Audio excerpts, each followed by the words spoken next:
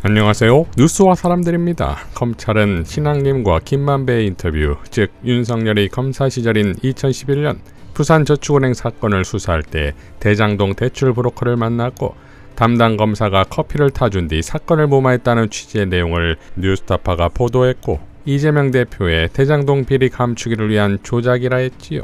이후 대대적인 검찰의 수사가 들어가는데 뉴스타파는 당연 탄압의 대상이 되었고, 뉴스타파의 김용진 대표는 검찰에 소환하며 포토라인에서 언론 역사에 남을 포효를 했지요. 좀 여쭤볼게요. 기자님들은 이 자리에 지금 누가 서야 된다고 생각하십니까? 김건희 씨 아닙니까?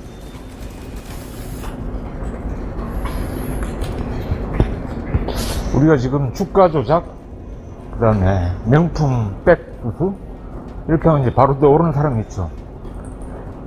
대통령 영부인 김건희 씨. 그 사람은 여기 언제 옵니까? 이어 한상진 기자는 다음과 같은 포효로 대한민국 언론의 자존심을 지킵니다. 검사 10여 명을 투입해 특별수사본부까지 차리고 10개월 넘게 수사했습니다. 명예훼손 사건에 대해서는 수사권이 없음에도 불구하고 검찰은 불법 수사를 밀어붙였습니다. 이번 수사는 수사 자체의 정당성도 문제지만 수사 과정도 불법 투성이었습니다. 검찰은 법원이 발부한 영장 내용을 무시한 채 불법 압수수색을 진행했습니다. 그리고 증거를 조작해 법정을 모독하고 언론 플레이를 통해 허위 사실을 유포했습니다. 이렇게 온갖 불법을 저지른 뒤 검찰은 상상에다 정치적 의도를 더해서 걸레 같은 공소장을 만들어 재판을 청구했습니다. 지난달 29일 봉지욱 기자는 다음과 같이 밝혔었지요. 좀처럼 자신을 드러내지 않는 한상진 기자를 분노케 한 윤 정권은 큰일 났다고 봅니다. 한마디로 니네 엿됐다 라고 밝혔는데, 이어 31일 첫 재판이 있던 날 봉지욱 기자는 다음과 같이 밝혔지요. 윤석열 명예훼손 첫 재판, 현재 판사가 검찰 공소장 데스킹 중입니다. 한마디로 야 이게 대체 무슨 명예훼손 공소장이냐, 그리고 이재명과 봉지욱, 허재영 관련 내용이 대체 이 사건과 대체 무슨 연관이 있어, 특히 이재명과 공산당은 왜 곳곳에서 등장하는 거니, 별 관계없는 걸 일이 나오면 재판만 오래 걸리잖아. 이례적으로 판사가 공소장에 빨간 줄 팍팍 끊는 중 시간부터 엄청 깨지는 검찰, 다시 검토하겠습니다만 반복하는 검사, 이에 판사는 계속 똑같은 답변 반복할 거면 안 하셔도 됩니다 라고 밝혔지요.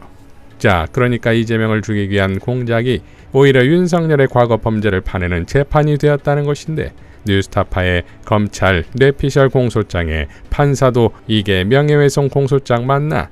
라는 제목의 보도에 따르면 뉴스타파가 기소된 혐의는 인터넷을 통한 명예훼손이다. 구체적으로 정보통신망법 제70조 제2항 사람을 비방할 목적으로 정보통신망을 통하여 공공연하게 거짓의 사실을 드러내어 다른 사람의 명예를 훼손한 혐의다. 따라서 재판의 핵심은 뉴스타파가 거짓의 사실을 드러냈는지를 밝히는 것이다. 검찰이 허위로 지목된 뉴스타파 보도는 2011년 윤석열 주임검사가 부산저축은행 수사 당시 이 사건 관련자 조우영 등을 봐준 의혹이 있다는 것이다. 따라서 재판에서는 이러한 사실이 있는지를 밝혀야 한다. 검찰은 그러한 사실이 없다면서 수사 기록을 제출하겠다고 한다. 이에 대해 형사재판 전문가들은 검찰이 제출하는 기록으로 검찰의 주장을 입증하려는 것은 부당하다고 본다.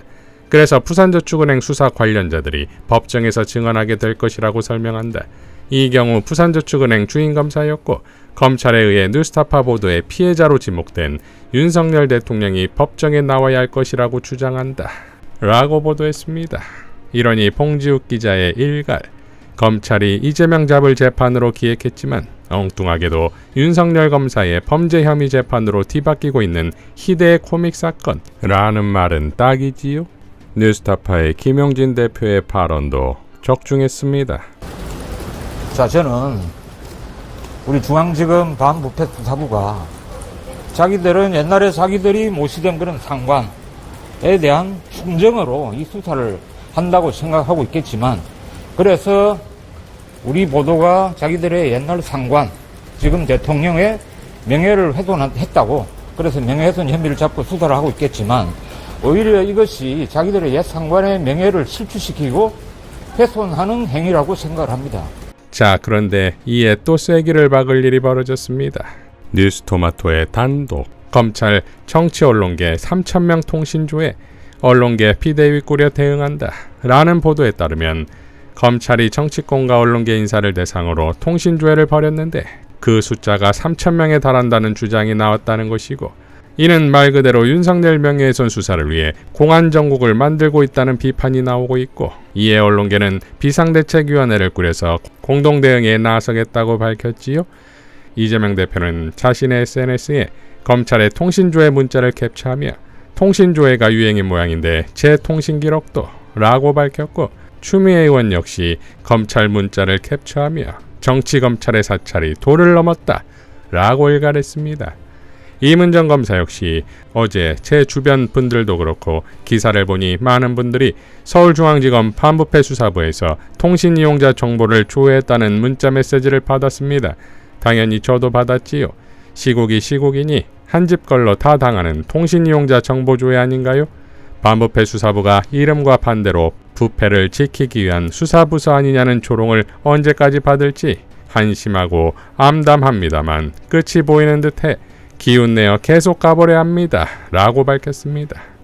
자, 봉지욱 기자 역시 검찰 문자를 제시하며 검사 정권의 민낯, 어제 오전 제가 받은 문자의 문서번호와 이재명 대표 추미애 의원이 받은 문자의 문서번호가 동일합니다. 따라서 윤석열 명예훼손 사건으로 검찰이 민주당 인사들의 통신조회를 한 것입니다.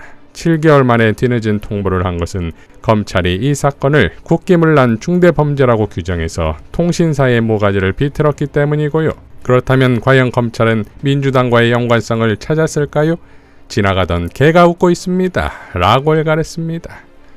자, 엉터리 기소와 엉터리 수사에 이런 시간차 역풍에 곧 있을 비위검사 탄핵 청문회를 그들은 예상이나 했겠습니까?